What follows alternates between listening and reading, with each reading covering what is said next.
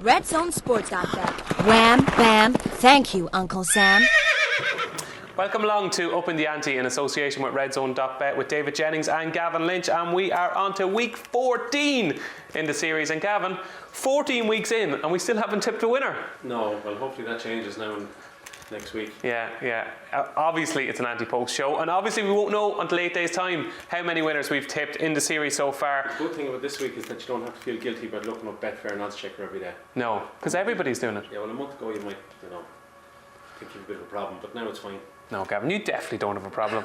And obviously, this is the time where preview nights are everywhere. You can't even have a pint in your local pub when you're being interrupted with Cheltenham preview nights, and they are everywhere. And I have been on the circuit, Gavin. I've been on the circuit, a few little nixers. We all need a few extra bob. And I'm going to give you my 5 biggest takeouts from the Cheltenham preview night circuit.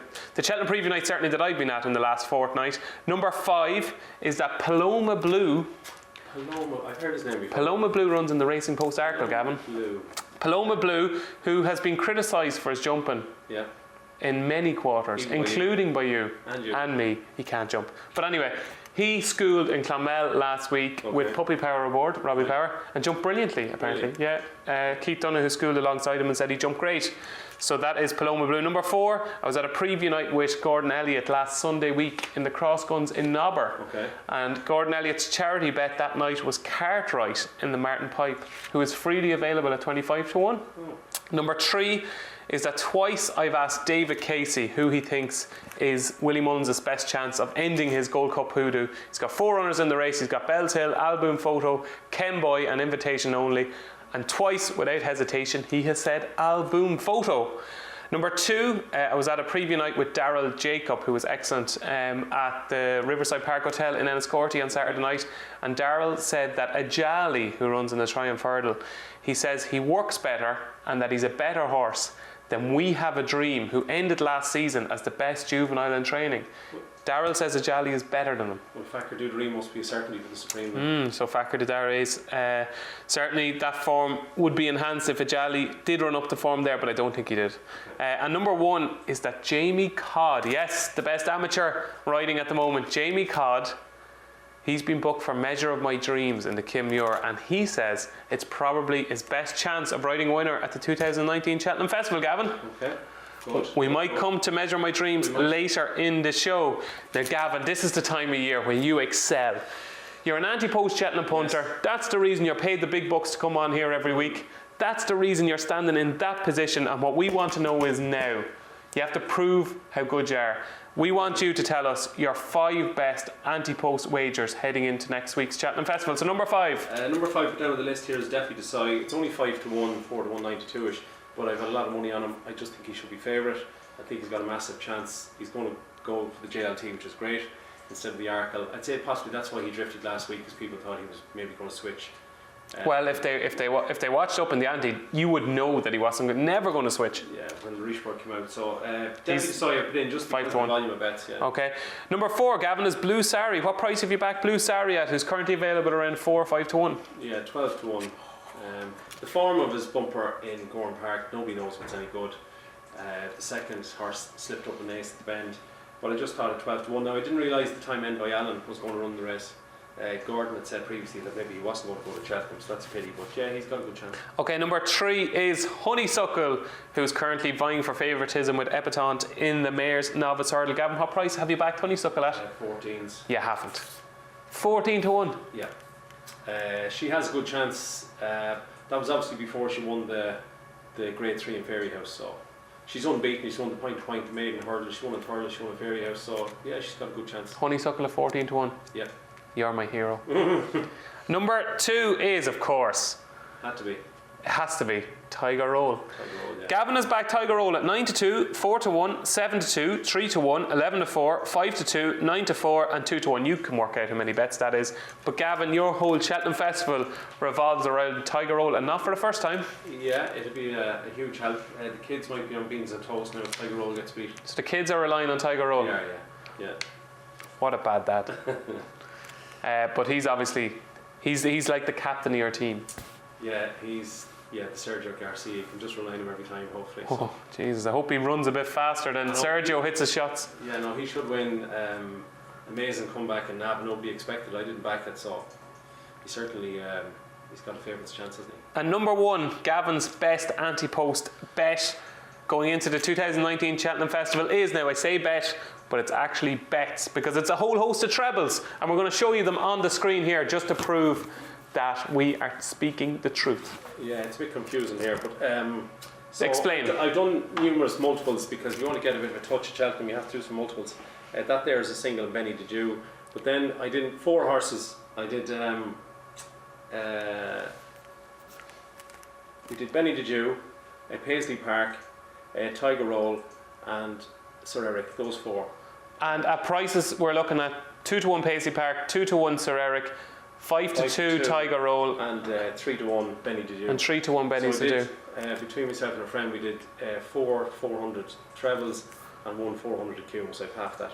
So just sure they're good value, and hopefully they have a good chance. One of them runs each day, so we'll have an interest in each day anyway. Yeah, you certainly will. And just so viewers are watching this, they probably want to know, why on earth did you get those prices? But it wasn't that long ago. It was exactly 4 weeks today. It was the day after the Dublin Racing Festival. Okay.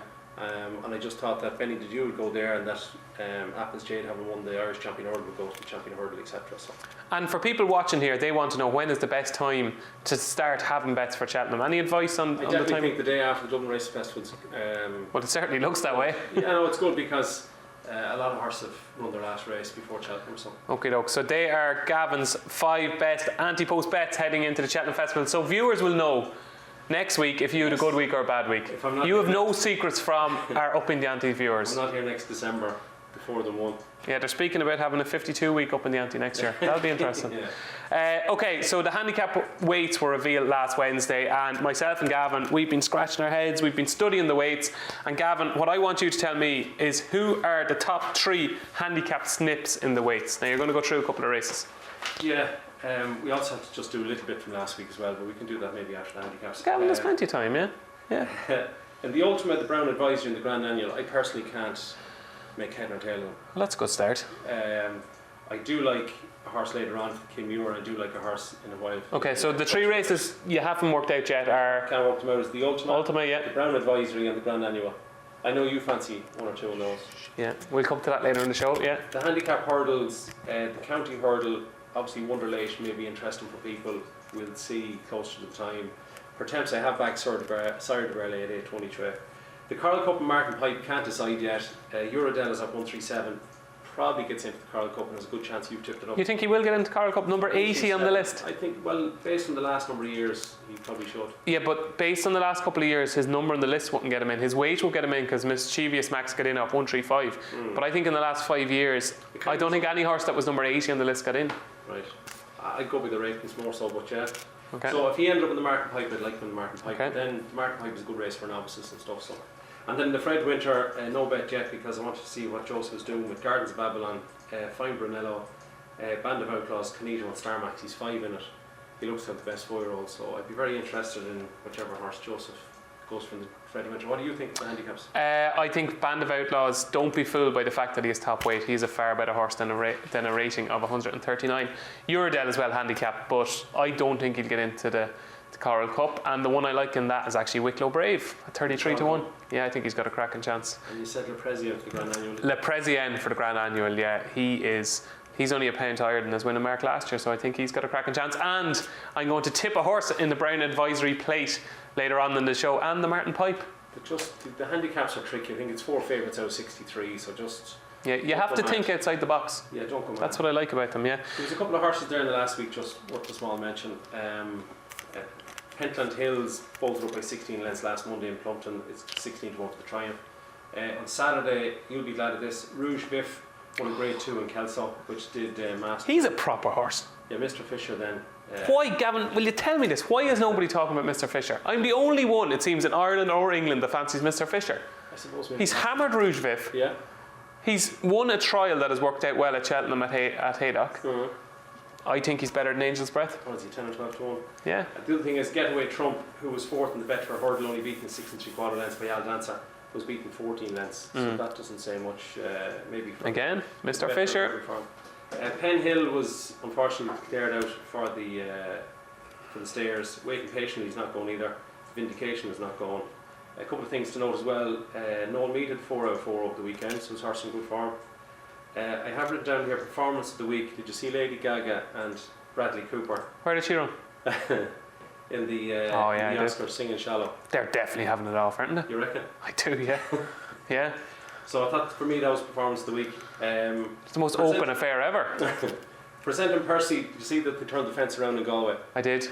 And his price shortened from like 5.7 exchange to 5.2 because he jumped some fences. So. I love the intrigue around presenting Percy. Yeah. I know everybody absolutely hates the fact that Pat Kelly won't speak, but I think it adds to the excitement because everybody is just intrigued by presenting Percy. Yeah, he's the people's favourite, isn't he? He is, yeah. Decision on Sam Crows tomorrow, Tuesday.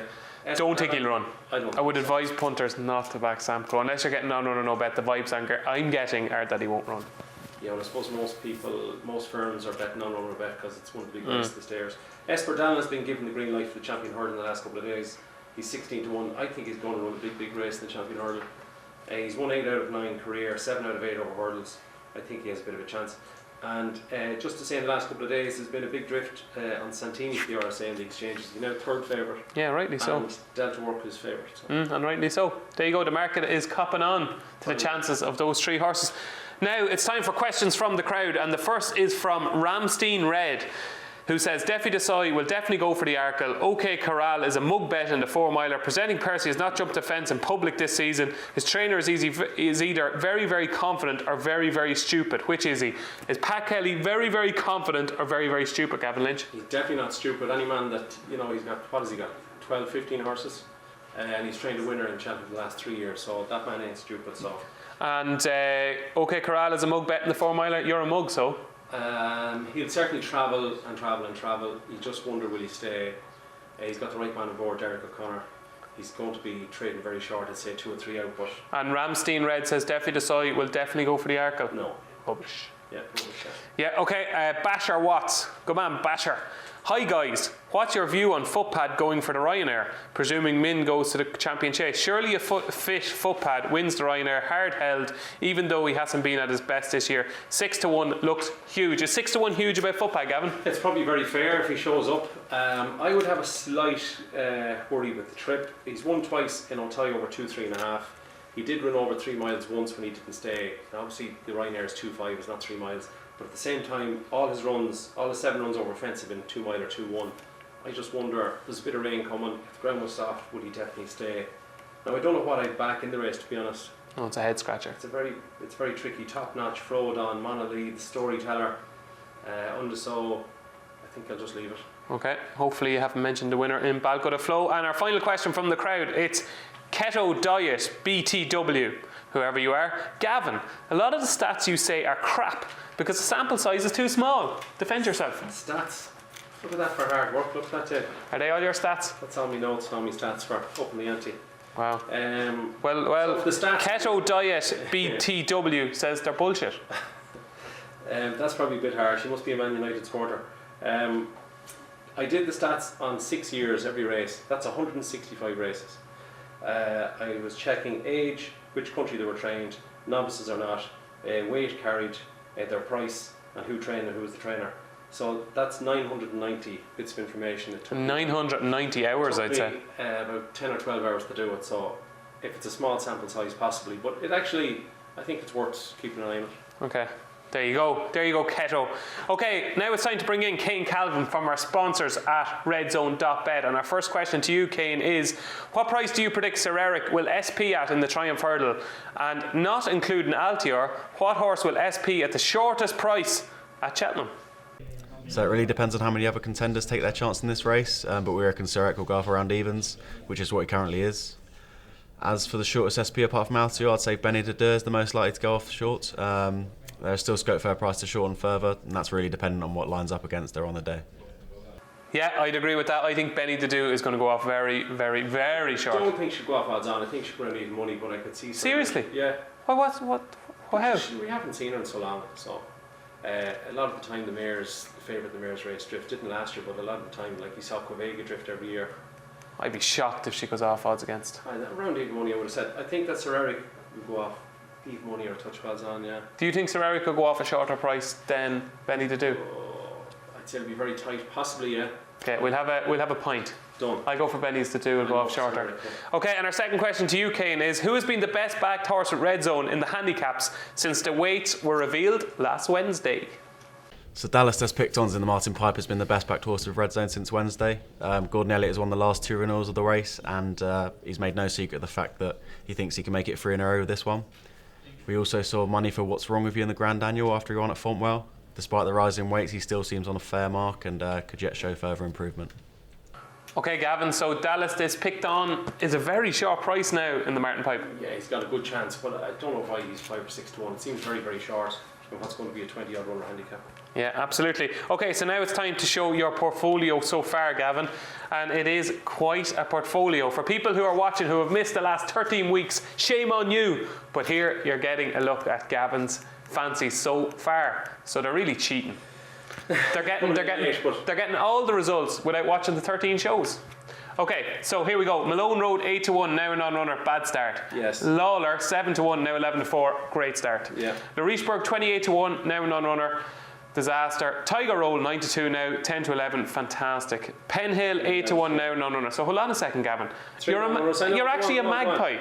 3 of the first 5 are non-runners. It does get better. Okay. It's post betting for you anyway. Yeah, it is. Road to Respect 18 to 1 now, 14 to 1, small chance. Small chance. Honeysuckle 14 to 1 now, 3 to 1. Waiting. Oh, geez, we've another non-runner. Waiting patiently 8 to 1 now, non-runner, but gets better. This is more like it. OK Corral 3 to 1 now, 11 to 4 for the National Hunt Chase. Blue Sari 12 to 1 now, 9 to 2. This is good, Gavin. Farker Didare 11 to 1 now, 9 to 2. This is brilliant. Sir Eric 9 to 4 now, 10 to 11. Defi Desai 6 to 1 now, 130. Betty Dedu 2 to 1 now, even money. Delta Work 4 to 1 now, 2 to 1. Uccello Conti 7 to 1 now, 5 to 1. That is some page. That's a good page. That's a brilliant page. And finally, Alaho 16 to 1 now, 11 to 1. Dinons 28 to 1. Big buzz horse at the preview night. Dinons 28 to 1 now, 11 to 1. I think that's 20s. But anyway, go on. And Classical Dream 11 to 1 now, 13 to 2 for the Ballymore. Gavin, that's good. Yeah, it's not too bad. No, we'll keep you on next year now. That's quite good. Win, lose or draw, you've got the value. So now, Gavin, it's time for the most important part of the show. It's time for our next band of selections for the 2019 Cheltenham Festival, and to add to those lists, I'm going to start. Okay. I'm going to start because we want to get people watching till the end of the show. And my first selection is a horse for the Brown Advisory Plate, which none of us have tipped a horse for so far. And it's a horse called Janika, owned by Isaac Swade and Simon Muneer, trained by Nicky Henderson, ridden by Daryl Jacob. I think this horse could potentially be next year's Ryanair Chase winner running in a handicap. I think he could be a Grade 1 horse in a handicap. He's had 2 starts in England. He finished second to Hell's Kitchen, which is really good for him. That was Hell's Kitchen on a going day, off a mark of 145.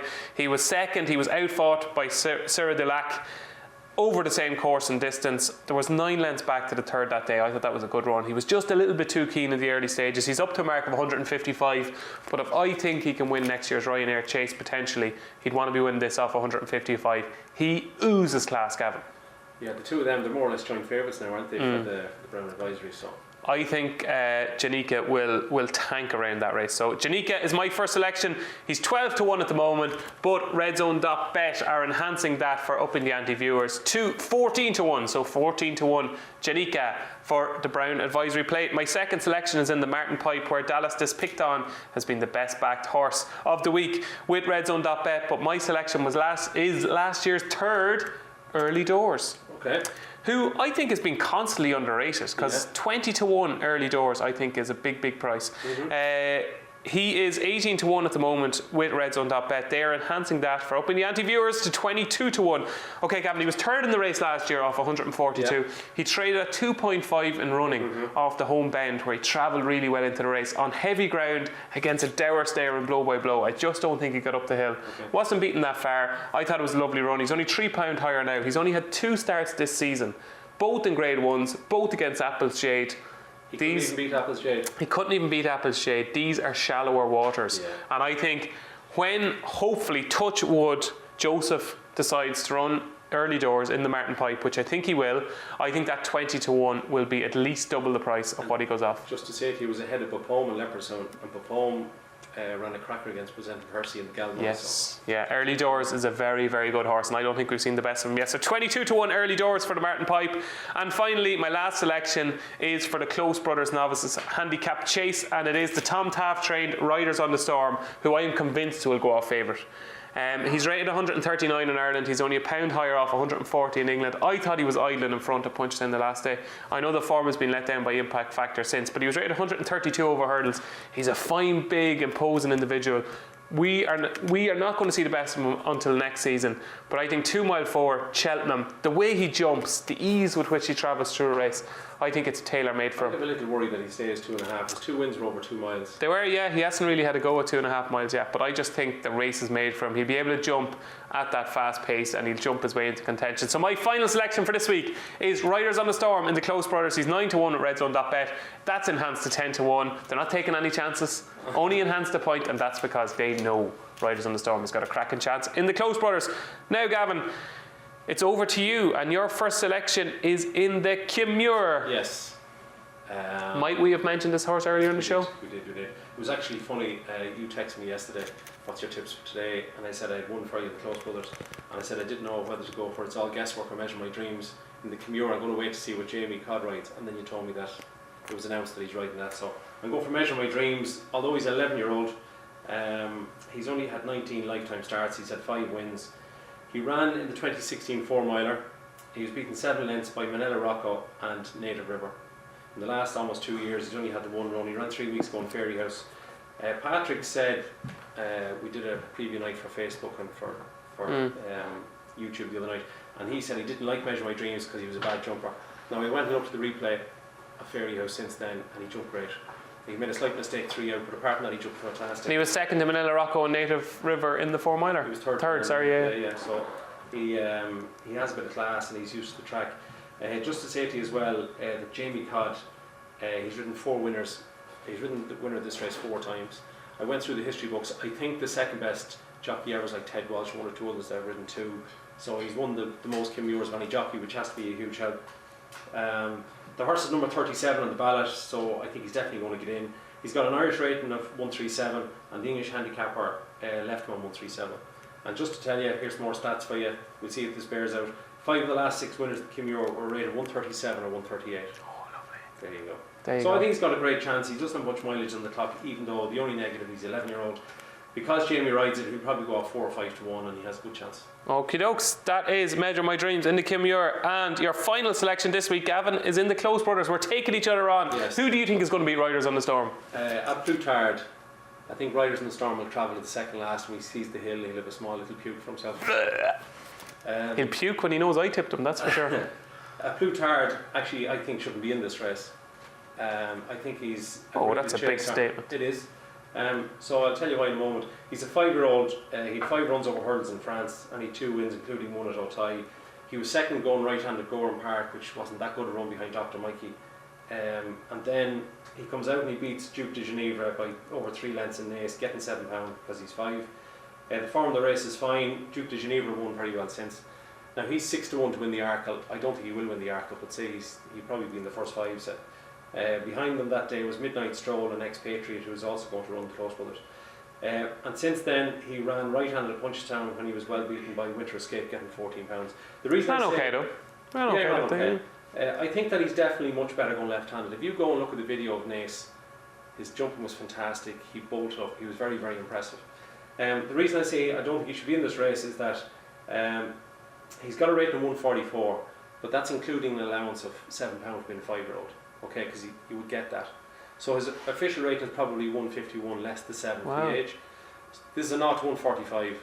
So I think he's just a class act in this race. Because he's 5, because he's come from France, he's had 8 runs. These French horses have loads of experience, don't worry about the age.